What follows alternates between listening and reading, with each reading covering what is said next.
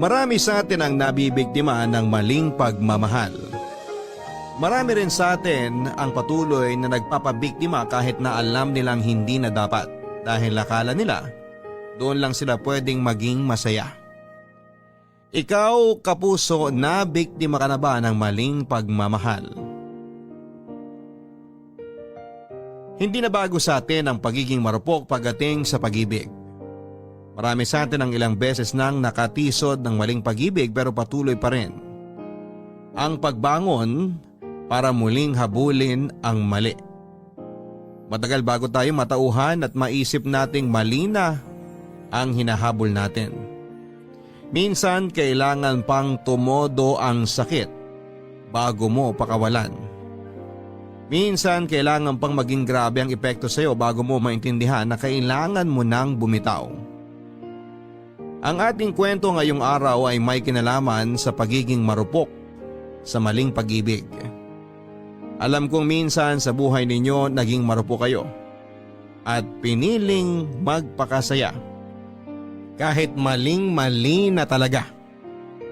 Ang kwentong pinadala sa atin ng bidang si Jessa ang magpapatunay na pagdating sa pag-ibig ay hindi gumagana ng tama ang utak natin. Alamin natin ang kanyang kwento dito lamang sa Barangay Love Stories. Dear Papa Dudut, magandang araw po sa inyong lahat. Ako nga pala si Jessa, ang pinakamarupok at martir sa lahat.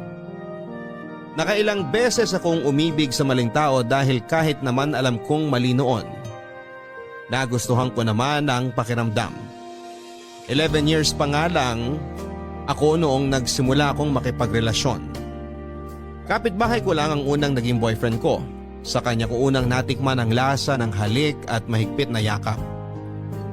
Hindi rin kami nagtagal dahil pinalaya sila sa inuupahan nila dahil nakaaway ng nanay nito ang landlady nila.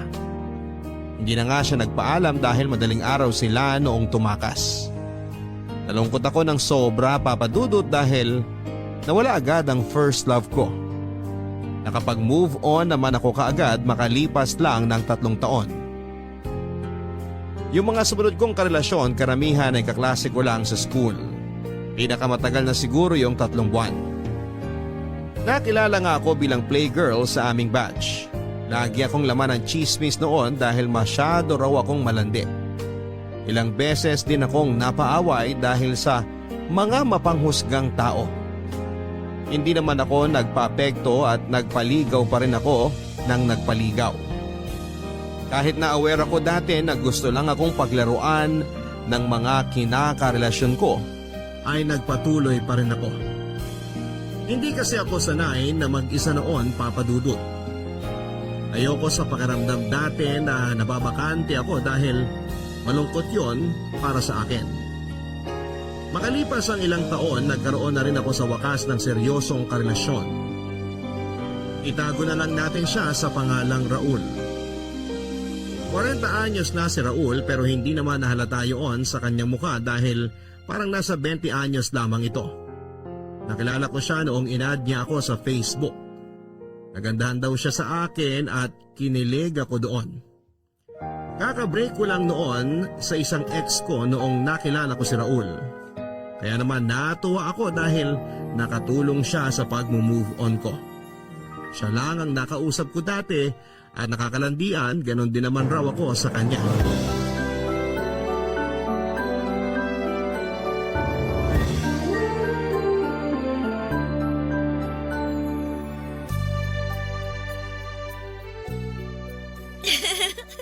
Nakakainis ka naman eh. Masyado mo akong pinapakilig. Uy, nagsasabi lang naman ako ng totoo ah. Ang ganda mo nga talaga doon sa sinend mong selfie. Kakagising mo lang ba talaga nun? Oo naman. Nahiya nga ako kasi may muta pa yata ako nun eh. Ang linis nga ng mga mata mo eh. Parang dinilaan ng tuta. Grabe ka! Nakakatawa ka talaga. Isisave ko yung picture mo para may inspirasyon ako habang nagtatrabaho. Saka para mas ganahan ako sa pagkain ko. Gawin mo na ring wallpaper mo. Oo naman. Isisend ko sa'yo mamaya yung screenshot. Ipagmamalaki ko yung sa mga katrabaho ko. Sasabihin ko, uy, tignan niyo to syota ako. Ang ganda kahit bagong gising. Mamula-mula ang pisngi at labi. Natural yung pisngi at labi ko ha, walang filter yan. Naniniwala naman ako sa'yo, mahal. Mahal? Yun ba ang tawagan natin?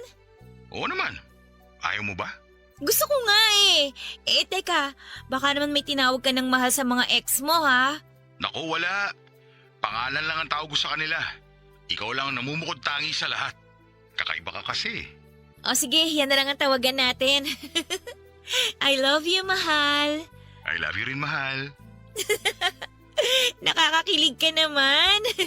Pag nagkita na tayo, promise ko sa'yo na pakikiligin kita araw-araw. True ba yan? Oo naman. Hindi naman ako manloloko. Hindi rin ako sinungaling. Baka naman paasa ka lang ha? Uy, huwag mo ko igaya sa mga ex mong pinaasa ka lang. Talaga lang ha? Kapag nagkita na tayo, bibilang kita ng bulaklak. Tapos ipapasyal kita lagi sa mall. Kakain tayo lagi sa food court. Tapos bibilang kita ng maraming tsokolate. Gusto ko yan! Uy, pati teddy bear ha? Yung pink o kaya pwede ring red. Kahit kasi laki mo pa yung teddy bear. Basta masahod ko eh. Grabe na-excite na ako makita ka tuloy. Gusto na kitang yakapin tapos lambingin lagi. Dapat kiss mo rin ako ha. Oo naman, maraming mauumay ka. Ako mauumay? Kahit siyang labi mo lang ang ulamin ko, busog na ako eh. Nakakagigil yung kapal ng labi mo. Parang pang-artista. Parang model ng lipstick. Binubola mo na naman ako eh. Hindi nga. Grabe kanina ko pa tinitignan yung picture mo. Gusto ko na nga kagatin ng labi mo eh. Wag! Dudugo! Dahan-dahan lang naman. Teka nga, baka kung saan mapunta yung usapan. Eh ano naman ngayon? Magkarelasyon naman tayo eh. Kahit mapunta pa sa, alam mo na. Huwag kang ganyan. Nakakaramdam tuloy ako ng init. Ako rin eh. Magkita na kaya tayo sa Sabado. Hindi na ako makapaghintay eh. Sure ka? Kasi gusto ko na rin eh. Oo, para makagat ko na ang labi mo. At alam mo na. Sige. Tatakas ako para magkagatan na tayo.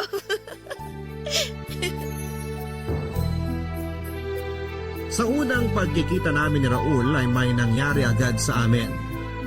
Nagkatubili pa ako noong una pero napilit niya ako. Nag-check-in kami muna doon ay may nangyari sa amin. After na may mangyari sa amin ay sa kanya ako pinasyal sa mall at binilhan ng pagkain.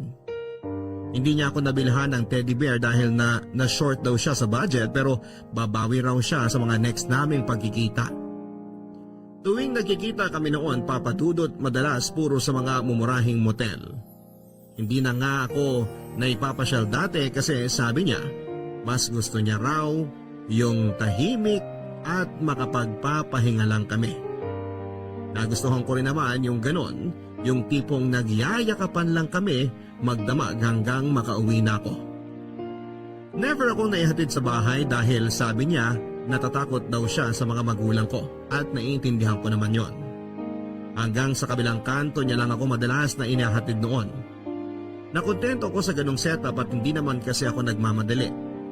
Halos 1 taon na rin kaming magkarelasyon at aaminin kong medyo nanawa na ako noon na puro lang kami motel dati. Pinasimplihan ko siya kung pwedeng doon naman kami sa bahay niya. Kung ayaw niya sa bahay namin. Ang dami niyang sinabi noon sa akin na alibay.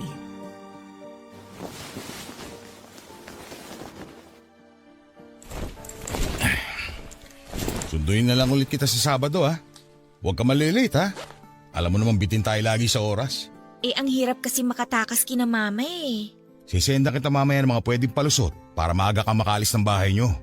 Para naman masulit natin yung pagmumutal natin. Alam mo naman 3 oras lang to eh. Ang mahal pa mag-extend ng 1 oras. Mahal, paano kaya kung wag na lang tayong mag-check-in sa motel? Ha? Anong gagawin natin? Magtititigan lang hanggang matapos ang araw. Ang ibig kong sabihin, baka naman pwedeng sa bahay nyo na lang tayo magkita. Doon na lang tayo magstay. Ha? Bakit dun? Walang aircon dun. Maaalibadbaran ka lang. Buti pa dito sa motel, libre lang. May cable pa at libreng sabon at shampoo. Makakapag-charge ka pa ng cellphone mo. Sanay naman ako kahit walang aircon eh. Kahit nga walang electric fan, ayos lang ako, no? Lamigin din kasi ako eh. Basta, mas okay na dito.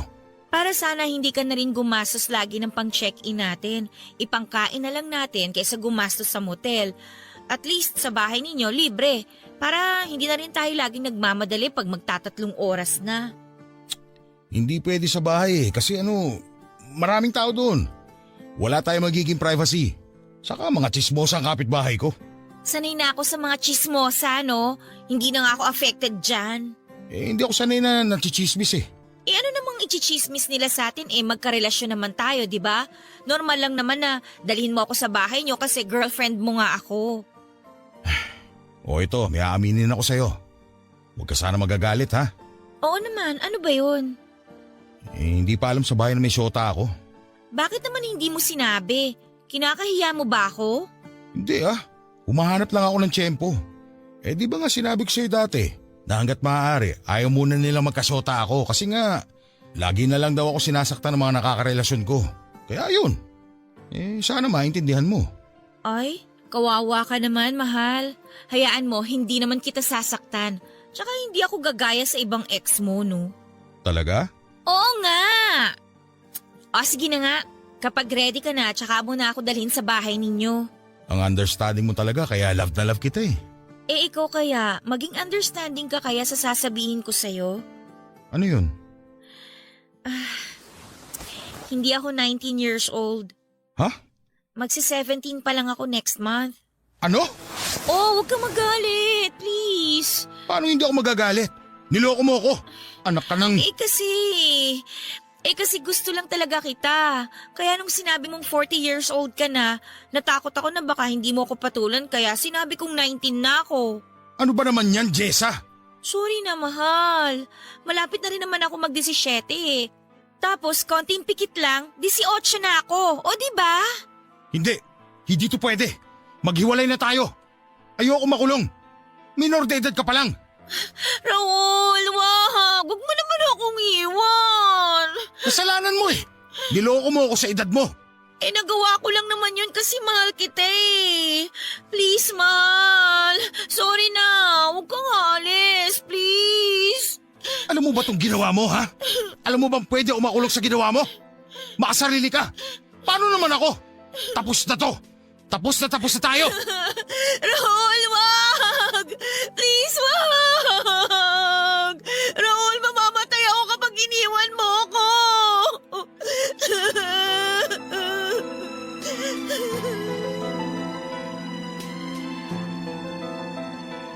Nagwala noon si Raul dahil sa galit sa akin. Natakot ako dahil yun ang unang beses na nakita ko siyang nagalit ng ganon. Ilang beses ko siyang sinubok yakapin pero ilang beses niya akong tinulak papalayo sa kanya na para bang diring-diri ito. Naintindihan ko naman siya at malaki talaga ang pagkakamali ko sa kanya. Nakiusap ako at lumuhod pa ako sa harapan niya para hindi niya ako iwanan. Nakapag-desisyon na siya noon na hiwalayan na ako pero napigil ko siya noong inoffer ko ang katawan ko. Muling may nangyari sa amin kapalit ng hindi niya pag-alis. After noon, nag-ausap kami na talagang ililihim na namin ang relasyon namin. Pumayag naman ako dahil sa takot na mawala siya noon sa buhay ko. Pinagbutihan pa namin ang paglilihim ng relasyon namin. Natakot na ng sobra si Raul at kinakailangan niya mag-ingat dahil kapag nahuli kami, marahil ay kulong ito. Lahat ng utos nito sinusunod ko, wag lang siyang mawala sa akin. Naramdaman ko na nagbago na ito at medyo nanlamig. Naintindihan ko naman siya kung bakit. Kaya naman lahat ginawa ko. Bumalik lang ang dating sigla ng relasyon namin. Barangay Love Stories. Barangay Love Stories. Ang mga Kapuso shows mapapanood at mapapakinggan din abroad via GMA Pinoy TV, GMA Live TV at GMA News TV channels. Para mag-subscribe, visit www.gmapinoytv.com. Follow us at GMA Pinoy TV on Facebook, Twitter, Instagram, YouTube, Viber, and TikTok for the latest updates on Kapuso programs, artists, events, promos, and more. Salamat, Kapuso! Barangay Love Stories. Barangay Love Stories.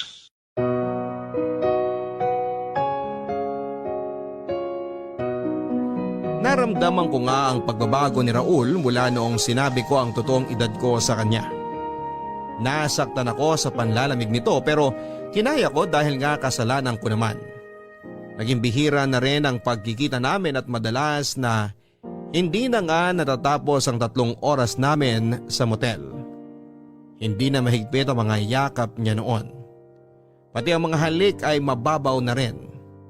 Hindi na ito masyadong nagchat-chat sa akin noon at saka lang magpaparamdam kapag gusto niyang magsiping kaming dalawa.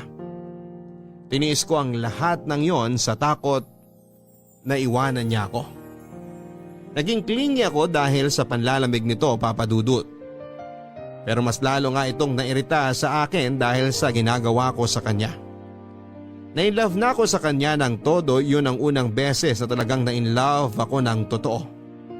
Hindi ko na-handle ng maayos yung nararamdaman ko kaya ang labas ay nasakal siya sa sobrang pagmamahal ko.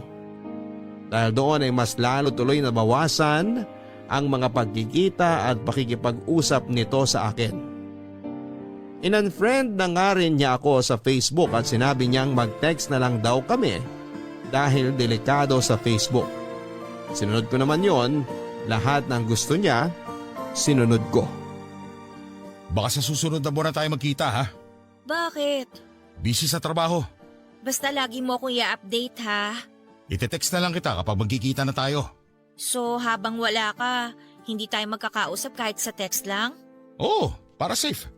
Mamaya pakialaman pa na magulang mo yung cellphone mo. Mabisto pa tayo. Mahirap na. Okay. Oh, nagtatampo ka? Hindi. Alam ko na yung ganyan mo eh. Kasi naman napapansin ko sa'yo tsaka ka lang magte-text sa akin kapag gusto mong mag-ano tayo. Tapos halos 1 oras lang tayo dito sa motel. Wala na yung dating yakap, yung halik, nood ng TV. Lagi ka nagmamadaling umalis. Alam mo naman yung sitwasyon natin, di ba? Oo, alam ko. Pero sana naman huwag ka manlamig sa akin. Huwag mong iparamdam na sex lang ang habol mo. Uy, hindi totoo yan. Mahal pa rin naman kita. Gusto ko lang talaga mag-ingat. Okay. Tara na nga, baka mahuli pa tayo. Nakakahiya naman sa'yo. Teka nga, huwag ka na magtampo. Ha? Sorry na. Babawi ako sa next. Lagi ka namang ganyan Napaka-arte mo, alam mo ba yun? Ang hirap mo suyuin. Napakaisip bata mo. Sa bagay, bata ka pa talaga. Minsan ka na nga lang manuyo, ganyan ka pa? Ayoko na. Bahala ka sa buhay mo. Nakakasawa ka na. Maghiwalay na tayo. Wag! Sorry na. Sige, okay na ako. Okay na. Ayoko na talaga, Jessa. Nakakapikon ka na eh. Mabuti pa talaga una pa lang tinapos ko na to. Sana pala hindi na ako nagpatokso ulit sa'yo. Hindi, wag! Wag mo naman akong iwan, please! Mahal na mahal kita. Okay na kahit hindi na muna tayo magkita. Kahit hindi mo ako i-text. Kahit na sex lang ang habol mo. Sige. Ipamukha mo pati sumbat sa akin na sex lang ang habol ko sa'yo. Sige pa, iiwan na talaga kita. Raul, huwag ka namang ganyan. Huli na to. Ayoko na talaga. Buntis ako!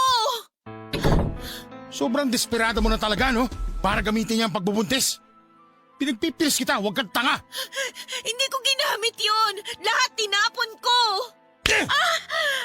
Anong katangahan ang pumasok sa utak mo? Bakit ka nagpabuntis sa akin? Kasi nga mahal kita. Dahil sa ginawa mo, mas lalo ako nawalan ng gana sa'yo. Dinagdagan mo na naman ang kasalanan mo sa akin. Bahala ka na sa buhay mo. Ito na ang huling pagkikita natin. Yung dinadala mo, problema mo na yan. Labas na ako dyan. Ikaw ang mamroblema dito dahil marami akong ebidensya na ikaw ang nakabuntis sa akin. Akala mo takot ako? Wala kang hawak sa akin, Jessa. Lahat ng usapan natin sa Facebook hanggang sa mga pictures mo at pictures natin na nakahubad, nakatago sa akin sa bahay. Gagamitin ko yung laban sa'yo kung hindi mo ako paninindigan. Anong ginawa mo, Jessa? Babaliw ka na. Gusto mo talaga sirain ang buhay ko? Hindi naman masisira ang buhay mo kung itutuloy natin to Itanan mo ako. Malayo sa pamilya ko. Walang makakaalam kung sino ako pag nasa inyo na ako. Hindi nila malalaman yung edad ko. Sige na, magsama na tayo. Jessa! Jessa! Ano ba itong pinasok ko? Raul, huwag mong gawin yan. Huwag mo iuntog yung ulo mo sa dingding. Yun lang naman kasi ang paraan para hindi ka makulong eh. At para maging masaya na tayong dalawa. Magiging pamilya na tayo.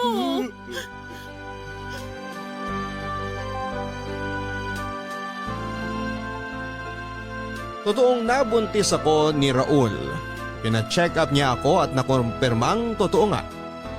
Bala ko sana noon na ipaalam sa kanya sa next naming monthsary pero dahil tinakot na ako nitong iwan niya, nasabi ko tuloy ng mas maaga. Nakita ko sa mukha niya yung sobrang galit sa akin pero wala siyang nagawa noon dahil ayun na yung sitwasyon. Natakot naman itong makulong kapag iniwan ako lalo't marami na akong alam na detalye sa kanya maliban na lang syempre kung saan siya nakatira. Pinagplanuhan namin ang mga susunod naming gagawin. Madaling araw nang tumakas ako sa bahay namin para itanan ni Raul.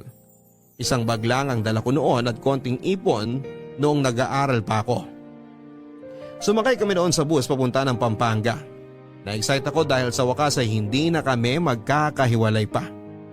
Napansin kong mas lalong nanlamig si Raul sa akin pero sinabi ko sa sarili ko na mawawala rin yon lalo kapag nagsama na kami.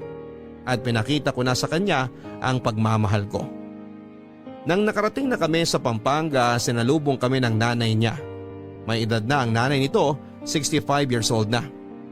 Napakabait ng mukha at halatang maunawain ang nanay niya at nagulat ito nang ipinakilala ko pero hindi na ito nagsalita ng kung ano pa. Nasiyahan ako sa ilang araw na nagstay ako sa bahay nilang mag-ina.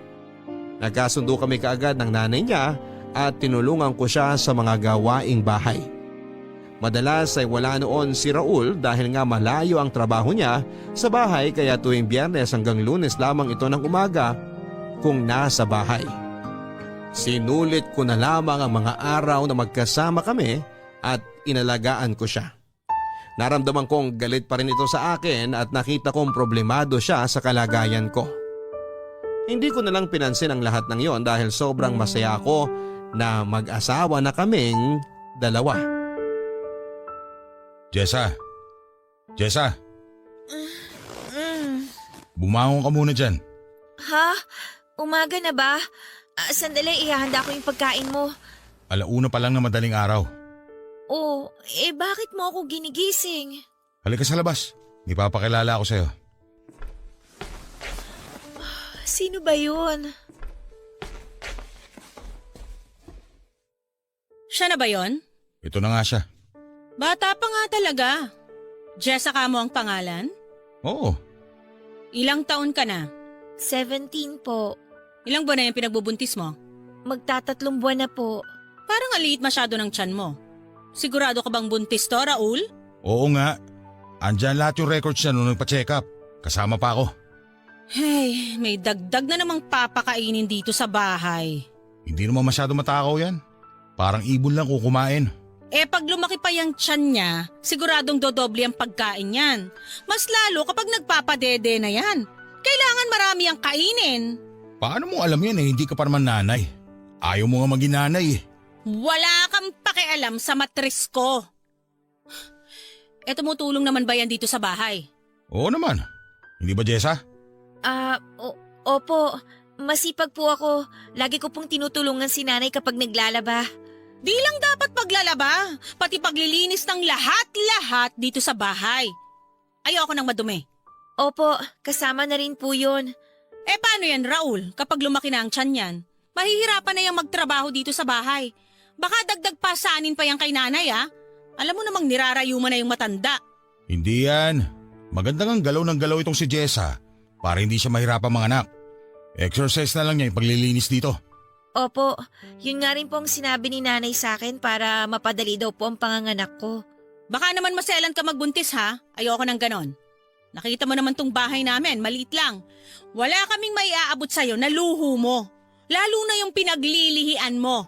Magtimpi ka sa mga pinaglilihian mo, ha? Hindi pa naman po ako naglilihi. Kapag naghihi ka na, ang sabi ko. Opo. Wala naman po kayong problema sa akin doon. Ate, Ate Myra na lang ang itawag mo sa akin. O siya, matulog na tayong lahat at maaga pa ako mamaya. Jessa, ano yun, mahal? doon ka kay nanay tumabi ngayon hanggang sa mga susunod na gabi. Ha? Bakit? Tabi kami ni Myra. Ha? Di pala namin nabanggit. Asawa ko ni Raul.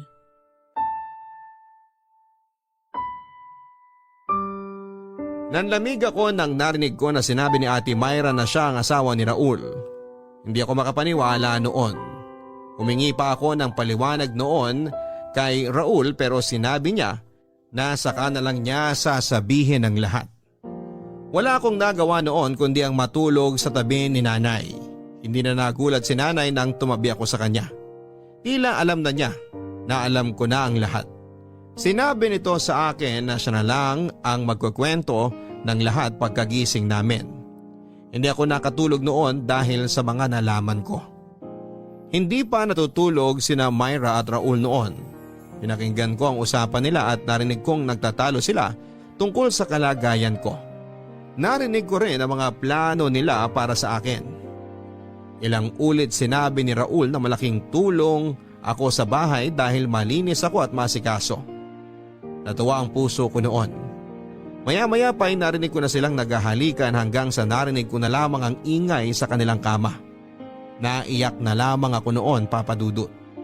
Naramdaman ni nanay na umiiyak ako kaya naman hinaplos nito ang aking likuran hanggang sa makatulog na ako. Nalaman ko kinabukasan kay nanay na matagal na palang mag-asawa sina Raul at Myra. 15 years old pa lamang daw sila noong nagtanang dalawa at tumira doon sa bahay ni nanay. Di sila nagkaroon ng anak dahil ayaw ni Myra. Tulad ni Raul, sa malayo rin ang trabaho ni Myra kaya tuwing Biyernes ng gabi hanggang Linggo ng hapon ito kung umuwi. Hindi pa rin ako makapaniwala na iisang bubong na lang kami noon. Mas lalong nahirapan akong paniwalain ang sarili kong napapayag ng ganon-ganon na lamang si Myra. Napatirahin sa bahay nila ang isang kabet na katulad ko. Naisip kong may iba silang plano sa akin at nagkatotoo nga ang iniisip kong yon. Naging katulong ako sa bahay ni Raul. Naging utusan lagi ni Myra tuwing andun siya sa bahay.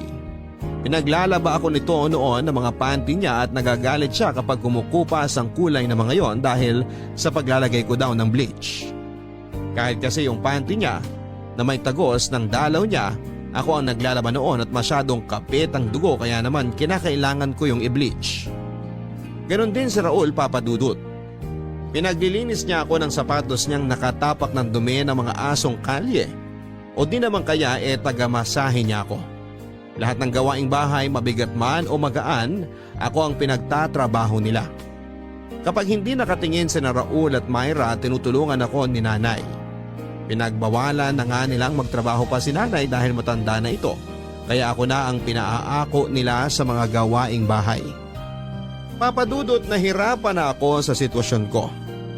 Sobrang bigat sa dibdib, Papadudot. Na yung pangarap mong ituring kang asawa tinuring kang kasambahay. Saka lang ako sinisipingan at tinatabihan noon ni Raul kapag wala si Myra. At gusto niyang madaliin ang lahat. Ginawa ako nitong parausan lamang. Hindi ko naramdaman yung pagmamahal na pinangako niya noon. Mula noong tumira ako sa kanila, tingin na lang niya sa akin ay basahan at utusan. Pag napadugo mo yung kuko ko sa paa, Jessa, humanda ka sa akin. Babasagin ko yung panga mo. Opo, Ate Myra. Naligo ka na ba? Hindi pa po eh. Pagkatapos ko na lang pong linisan tong kuko ninyo. Ang baho mo! Sobrang asim ng amoy mo! Hindi pa po kasi ako nakaligo kagad kanina. Kasi po inutusan niyo ako maglaba ng bedsheet niyo. O parang nagrereklamo ka? Ay, hindi naman po, ate. Kung nagrereklamo ka na, mabuti pa umalis ka na dito para mabawasan yung pinapakain namin ng asawa ko. Hindi po ako nagrereklamo. Sinasabi ko lang po yung ginawa ko kaya po hindi po ako nakaligo. Sorry po. Sa amoy mong yan? Ewan ko talaga kung bakit ka natiis ikama ng asawa ko. Hindi naman po ako bahuin. Ngayon lang po talaga dahil nababad po ako sa pawis. Wag mo na akong rasunan. Mabaho ka talaga. Saka tingnan mo nga yung itsura mo. Ang bata-bata mo pa pero mukha ka ng 40. Pasensya na po talaga. Akala ko naman kung napakaganda mo nung sinabi sa akin ng asawa ko na nabuntis ka niya. Sobrang bilasa mo, di pa man din nakakalabas yung bata sa tiyan mo. Paano pa kaya kapag nanganak ka na?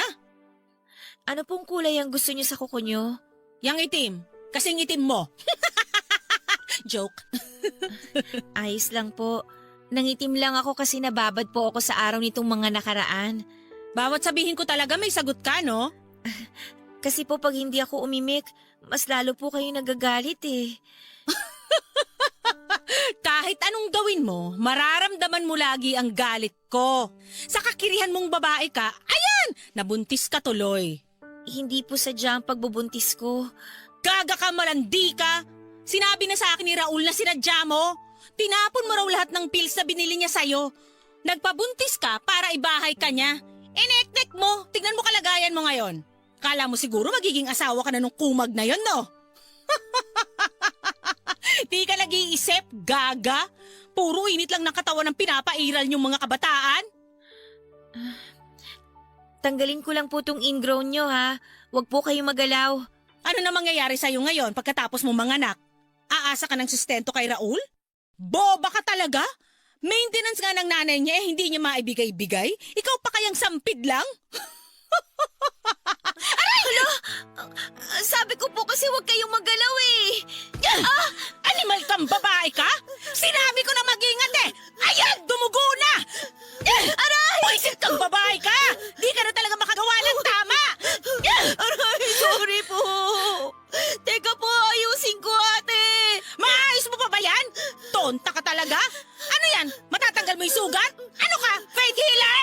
So sorry po talaga. Kukuha lang po ako ng... Aray! Aray ko! Dali mo kumuha ng alcohol doon! Gigigil ako sa'yo eh! Leche kang kabit ka! Leche!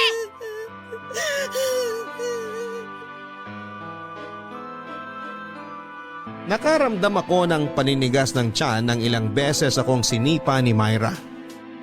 Hindi ko lang pinahalata noon dahil baka mas lalo itong magalit. Napansin ni nanay na nahihirapan ako sa paglalakad kaya kinumusta ako nito. Nagsinungaling ako at sinabing nadulas ako kaya naman inasikaso ako nito. Pinainom ako ng tubig at noong nakita ni Myra na nagpapahinga ako, binulyawan ako nito at inutusang muli. Walang nagawa si nanay dahil kahit siya mismo ay takot kay Myra. Nahihirapan na ako noon sa sitwasyon, Papa Dudut. Panaylagang pag-iyak ko noon para kahit papaano ay mawala yung sakit na nararamdaman ko.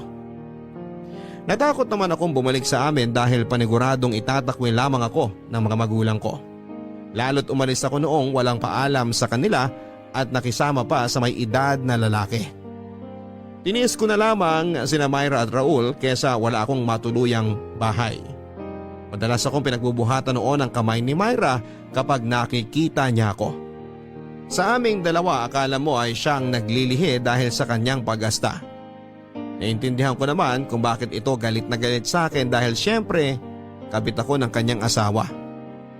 Kung hindi lang dahil sa nanay ni Raul ay baka nagpakamatay na ako noon. Napakabait nito sa akin at siya lang ang naging kakampi ko sa bahay nila. Hindi man niya ako direktang naipaglalaban dati kina Raul pero inaalalayan naman niya ako. Naging sapat naman ang pagkalinga niya sa akin para makayanan ko ang lahat. Nagpasalamat ako sa kanya at sinabing sana hindi siya magsawa na gabayan at tulungan niya ako. Kahit si nanay noon, wala namang magawa sa trato ng anak niya sa akin kaya sinabi niya na ipagdadasal na lang niya na makayanan ko ang lahat lalo na ang magiging anak ko. Jessa, alam ko gising ka pa. Alam kong umiiyak ka. Hindi po, Nay. Harapin mo nga akong bata ka. Ayos lang po ako, Nay. Nasamid lang po ako. Ayoko ng sinungaling, alam mo yan. May masakit ba sa'yo? Wala po. Ang tiyan mo. Baka naman may problema na naman sa tiyan mo at hindi mo na naman sinasabi sa akin. Wala po. Nasamid lang po talaga ako. Ang sinasamid, inuubo, hindi humihikbe. Magsabi ka sa akin ng totoo. Ay, sige lang. Iiyak mo lang habang wala yung mag-asawa. Makakagaan yan sa dibdib mo. Nahihirapan na po ako, nanay. Alam ko. Hindi ko na po alam ang gagawin ko. Hindi ko na po alam kung saan ako lulugar. Kasi bawat sulok dito sa bahay, alam kong mali ako. Kung bakit naman kasi. Ay, kaya mo pa ba? Hindi ko po alam. May pera akong konti dyan. Pwede kitang ihatid sa terminal para makauwi ka na. Ayoko po, Nay. Kesa naman nandito ka at pinapahirapan ng mag-asawang yun. Alam mo namang wala akong magawa at tulad mo ipalamunin din ako dito. Hindi kita makampihan. Hindi ko sila masaway dahil tsak gulo na naman kung sakali. Naiintindihan ko naman po yung kalagayan nyo. Nay, hindi po kasi ako talaga pwedeng umuwi sa amin kasi pag nalaman nila yung totoo, baka hindi rin po nila ako tanggapin eh. Wala naman po akong matatakbuhang ibang tao. Paano ba to? Kung ako lang ang masusunod, ayaw kitang nandito dahil alam kong papahirapan ka lang dito. Yun lang andito ka na. Ayaw mo namang umalis. Anong gusto mo mangyari? Magtitiis pa po ako. Baka kasi mag-iba yung trato nila sa akin pag tumagal. Baka mahalin din po nila, tanggapin nila ako. Mahalin at tanggapin? Malabo yan. Alam mo namang merong Myra. Mag-asawa sila ni Raul. Alam mo namang kung anong posisyon mo dito sa bahay. Baka kasi po, mahalin ako ulit ni Raul tulad po ng dati. Madadagdagan na naman tong sakit na nararamdaman mo sa sasabihin ko, Jessa, anak. Anak ko si Raul at ramdam ko siya. Alam kong ginamit ka lang niya para sa pangangailangan ng katawan niya, pero hindi ka niya mahal. Mahal po niya ako. Naramdaman ko naman po yun dati nung magkasama kami. Kailangan niyang iparamdam sa'yo na mahal ka niya para pumayag kang sipingan siya. Hindi po. Totoo po yung naramdaman niyang pagmamahal sa akin dati. Ganito na lang. Kung mahal ka niya, ikaw dapat ang pinili niya. Ikaw dapat ang nandito, wala si Myra. Ikaw dapat ang inaalagaan, hindi ikaw yung nag-aalaga. Tandaan mo yan. Pero Nay, Wala na akong pwedeng ibang sabihin sa'yo. Ikaw na lang din ang kusang makakaalam niyan kapag natauhan ka na. Ihintayin ko yun. Alam kong matigas pa ang ulo mo dahil mahal mo pa ang anak ko. Pero pasasan ba't matatauhan ka rin?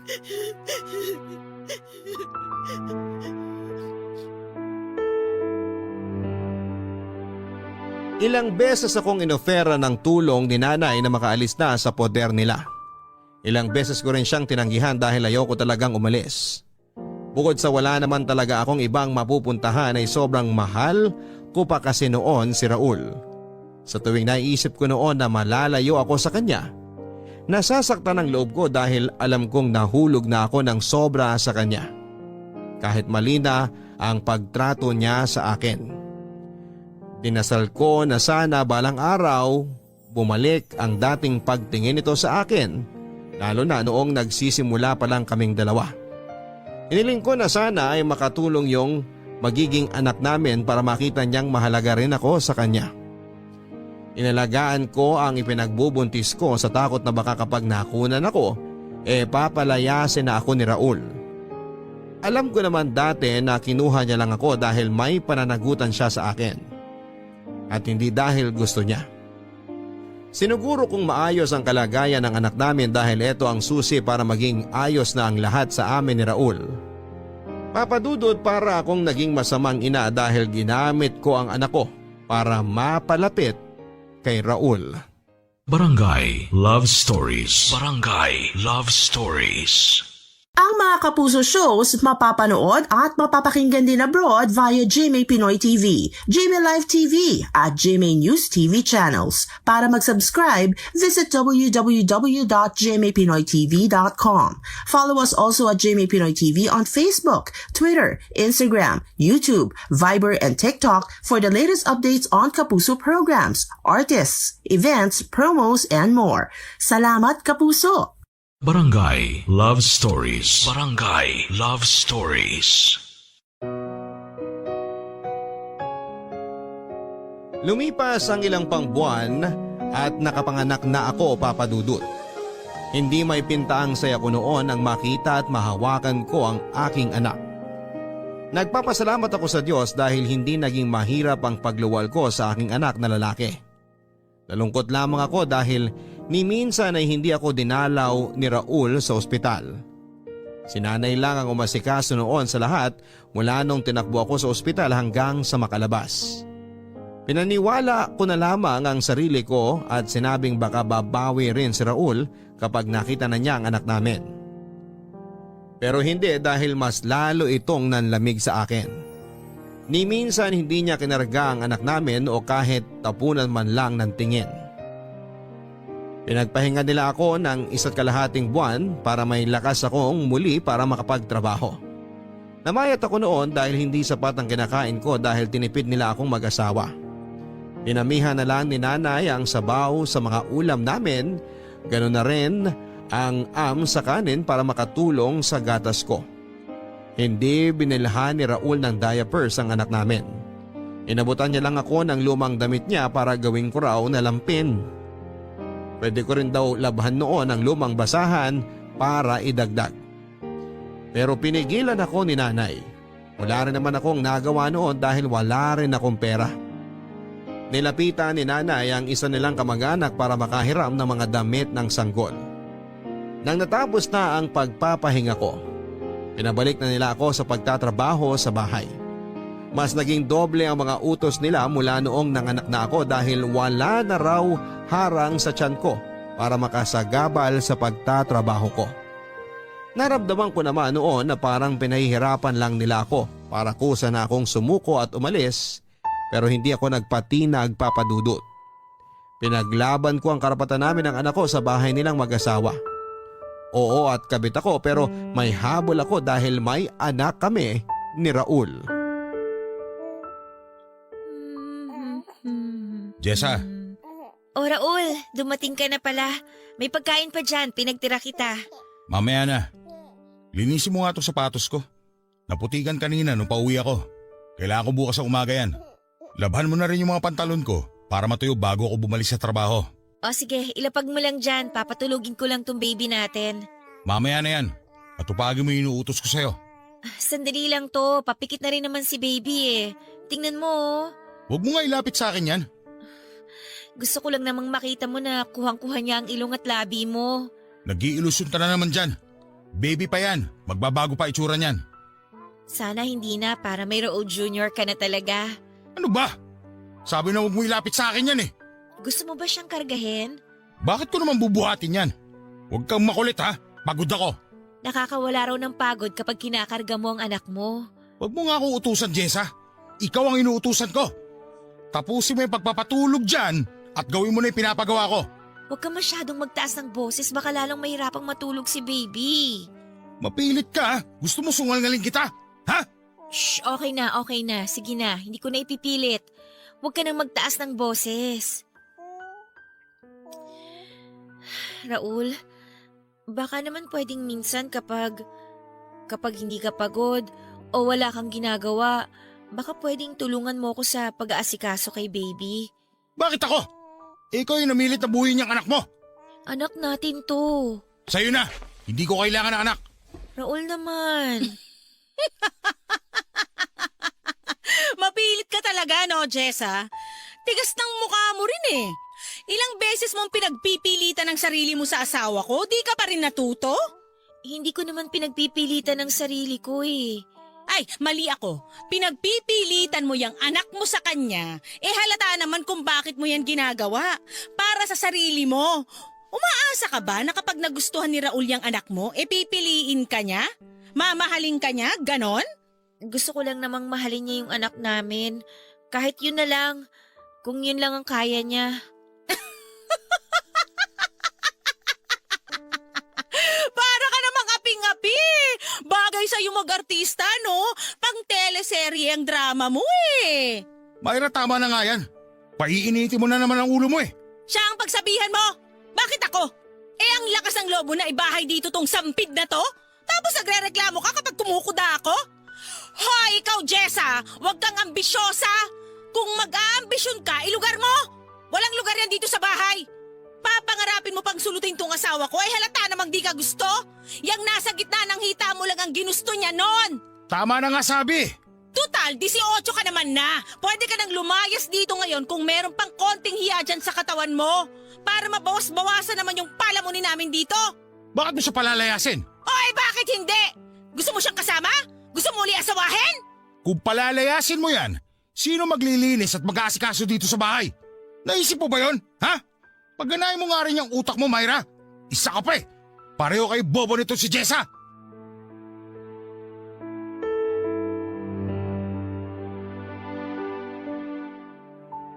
Akala ko pinagtanggol na niya ako noon pero may dinagdag pa pala ito na nagpasama lang lalo ng loob ko. Talagang kasambahay lang ang naging turing nito sa akin. Nasaktan ako noon na akala ko yung papanigan niya ako sa dulo. Pero sa huli ay nilaglag din pala niya ako. Doon ko nakumpirma kung ano ba talaga ako sa buhay niya. Isa lamang akong tagalinis niya ng bahay, tagalaba, tagalinis ng sapatos, tagahain ng pagkain at naiiyak na lamang ako habang nangihinayang sa mga dinasal ko na maging ayos kaming dalawa dahil wala naman palang iaabot sa akin ng Diyos na kasagutan sa mga yon. Para na akong patay noon sa totoo lang, Papa Dudut. Wala na akong ibang nararamdaman kundi puot at sakit. Kung di dahil kay nanay ay baka bumigay na ako noon. Ipinagpatuloy nila ang pagpapahirap sa akin at sumunod na lamang ako para hindi na ako masyadong pag-initan pa. Nanghihina na ang katawan ko, Papa Dudut, at tuwing humaharap ako sa salamin ay hindi ko na nakikita ang dati kong magandang mukha. Nagmukha na akong kalansay na madalas ay nagkakasakit dahil kulang sa nutrisyon. Pinagmasdan ko ang aking anak at konti na lang at magagaya na siya sa akin dahil sa kapayatan. Naiyak na lamang ako dahil wala akong maibigay na magandang buhay sa anak ko. Ni minsan ay hindi ako inabutan ni Raul ng pambili ng kahit na vitamins man lang sa anak ko. Nagkasya ako sa paunti-unting inaabot ni nanay na pera sa akin para makabuo at makabili ng mumurahin na gamot para sa amin. Nakakuha naman ako ng mga gamot at vitamins pero yung malapit nang ma-expire. Pero kinukuha ko pa rin dahil mura dahil yun lang ang kinakaya ng aming mga bulsa.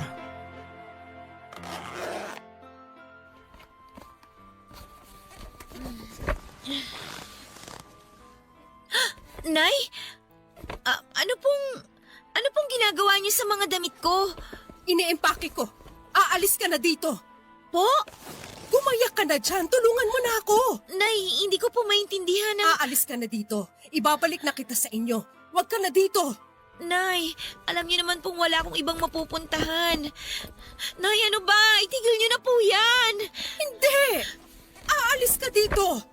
Sasamahan kita hanggang sa inyo. Ako ang magpapaliwanag sa magulang mo. Nay, ayoko! Please po, dito na lang po ako. Kaya ko pa naman po eh. Huwag niyo na po akong alalahanin. Nasasanay na rin po ako, Nay. Ako naman ang hindi masasanay sa nangyayaring kademonyohan dito sa bahay. Mula ngayon, ako na ang masusunod. Kaya mag-ayos-ayos ka na dyan habang wala sila. Itatakas na kita. Nakahiram na ako ng pera at... Jessa! Anong ginagawa mo? Ibabalik ko po sa cabinet itong mga damit ko. Hindi po ako aalis, Nay. Dito lang po ako. Dito lang kami ni Baby. Ito na ang bagong pamilya ko. Kayo na po ang pamilya ko. Ano ka ba namang bata ka? Hindi ka na ba talaga marunong makinig, ha? Hinihintay kitang matauhan pero wala. Hanggat hindi ka nakakalabas sa bahay na to, hindi mangyayari yon. Huwag ka na matigas ang ulo, Jessa. Hayaan niyo na lang po kasi ako, Nay. Okay naman po ako dito eh. Andiyan naman kayo para kahit papano gumagaan ang lahat. Wala nang igagaan pa ang sitwasyon mo! Kumising ka nga! Ano bang pinakain sa'yo ng anak ko at ganyan ka kung umasa sa kanya? Mahal ko po siya, Nay. Mahal ko siya. Kaya hayaan niyo na lang po akong dumiskarte para maibalik ko sa akin si Raul. Walang maipapalik sa'yo kasi hindi naman siya sa'yo. Pwede po siya maging akin kasi may anak na po kami eh. May apo po kayo. Ayaw niyo po ba ng buo tayo? Pwede niyo naman po kong isali na parte ng pamilya niyo eh, di ba, Nay? Jessa! Jessa! Ano ba naman to, anak? Matauhan ka na! Ako na yung nahihirapan sa'yo. Huwag kang masyado magpakalunod dyan sa nararamdaman mo kasi walang magandang pagdadalhan sa'yo yan. Maniwala ka! Maniwala ka sa akin bilang pangalawa mong ina! Akin na yung mga damit na hawak mo. Ilagay na natin sa bag na to para makaalis na tayo. Akin na, anak! Makinig ka sa nanay. Hindi! Makinig kayo sa akin! Kayo ang makinig, Nay! Jessa, makiusap. Iabot mo na ang mga hawak mo sa akin. Bago magliwanag, kailangan nakaalis na tayo dito. Makiusap, anak! Ayoko! Hindi ako aalis! Hindi ko iiwan si Raul! Jessa! Hindi, Nay! Bakit ba ang tigas ng ulo mo? Bakit ba sobrang makasarili ka? Oo, nahihirapan ka. Nakikita ko yon. Kitang-kita ko yon. Pero sobrang makasarili mo na rin, Jessa. At hindi mo inisip ang kalagayan ng anak mo. Tignan mo! Tignan mo ang anak mo! Hindi ka ba nasasaktan na halos basahan na lang ang suot ng anak mo? Hindi ka ba nasasaktan tuwing nahahawakan mo na yung mga buto niya dahil sa sobrang kapayatan niya? Hindi ka ba nasasaktan na wala kang maibigay na malinis na tubig sa kanya? Sumagot ka! Kung ikaw nakakayanan mo ang hirap, huwag mong isipin na ganun din ang anak mo. Hindi mo nakakapagsalita yan pero hirap na rin ang katawan niya.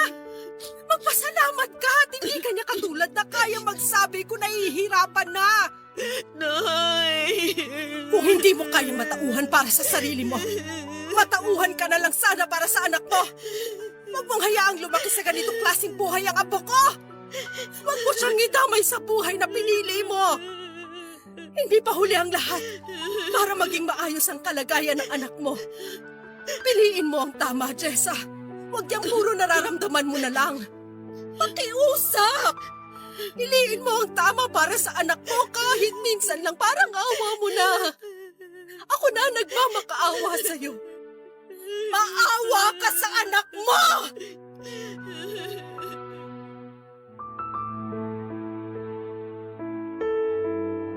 Bago magliwanag ay nakaalis na kami ni nanay sa bahay. Natatandaan ko pa, nilingon ko pang muli ang bahay noon bago kami sumakay ng tricycle para magpahatid sa terminal. Hindi natigil ang pag-iyak ko habang bitbit ang anak ko. Sa mga sinabi ni nanay sa akin ay natauhan ako. Natauhan ako hindi dahil sobrang nahihirapan na ako, natauhan ako dahil sobrang nahihirapan na ang anak ko. Napakasakit na tignan ang anak ko habang hinahawakan ang humpakat na mamayat niyang mga pisngi. Naiyak na lamang ako nang maramdaman ko ang pagnipis ng kanyang katawan dahil sa kakulangan sa tamang aruga at nutrisyon. Mula noon papadudot ay nangako ako na babawi ako sa kanya sa ilang daang beses na pinabayaan ko siya sa kakahabol sa atensyon ng tatay niya. Patanghali na noong nakarating kami sa bahay namin. Sinalubong kami ng aking mga magulang at naramdaman ko noon ang galit nila pero napigilan nito noong nagpaliwanag na si nanay sa kanila. Sinabi nito ang lahat at tinulungan ko siya para suportahan ang mga detalyeng binahagi niya sa mga magulang ko. Noong araw ding yon ay niyakap ako ng mga magulang ko para tanggapin ako pabalik sa buhay nila. Nagalit sila, oo, pero mas nangibabaw ang pananabik nilang makita akong muli at makasama ang kanilang apo. Nagpaalam na rin si nanay para umuwi na sa kanilang bahay sina Raul. Nag-alala ako na baka pag-initan siya pero sinabi niyang kaya na raw niya ang sarili niya. Kung sakali man daw nakagalitan siya noon, nang mag-asawang yon ay haharapin daw niya at ipamumukha sa kanila kung sino ang totoong batas sa kanilang bahay. Tulad ko ay natauhan na rin si nanay. Hindi na ito pumayag na sumunod-sumunod na lamang sa mga maling gusto ng mag-asawang sina Raul at Myra. Ilang taon na ang lumipas, Papa Dudut, at ngayon ay maayos na kami ng anak ko. Hindi ko na muling pinakita ang anak ko kay Raul. Hindi na rin naman ito naghabol pa at nagpapasalamat ako na tuluyan na siyang nawala sa buhay namin. Nag-focus ako sa buhay namin mag-ina at hindi muna naghanap ng karelasyon dahil sa trauma na naranasan ko kay Raul. Hindi ko naman sinasara ang pintuan ko sa posibilidad na magmahal ulit pero sisiguraduhin kong hindi na ako magbibigay ng sobra pa sa kaya ko. Maraming salamat po sa pagbasa ng aking liham. Ako ang inyong kabarangay forever, Jessa. Hindi madaling limutin at talikuran ang isang pag-ibig na akala mo ay yun na. Gagawa ka ng paraan para kayo ang magkatuluyan. Gagawa ka ng paraan para hanggang dulo ay kayo na. Sana balang araw, sa mga taong sobra kong magmahal ay magawa nyo sanang makawala kung alam ninyong masama na. Kung alam ninyong nasisira na kayo at huwag nyo na sanang hintayin na lumubog pa kayo lalo. Sana balang araw ay magkaroon kayo ng lakas para lisanin ang pag-ibig na alam ninyong hindi dapat para sa inyo. Yung pag-ibig na alam nyong nagiging lason sa pagkatao ninyo. Ito po ang mga kwento ng pag-ibig, buhay at pag-asa sa Barangay Love Stories number 1. Mga kwento ng pag-ibig, kwento ng pag-asa at mga kwento ng buhay dito sa Barangay Love Stories. Love Stories. Forever! Forever. Nagustuhan ng iyong napakinggan? Ituloy yan via live stream sa www.gmanetwork.com/radio.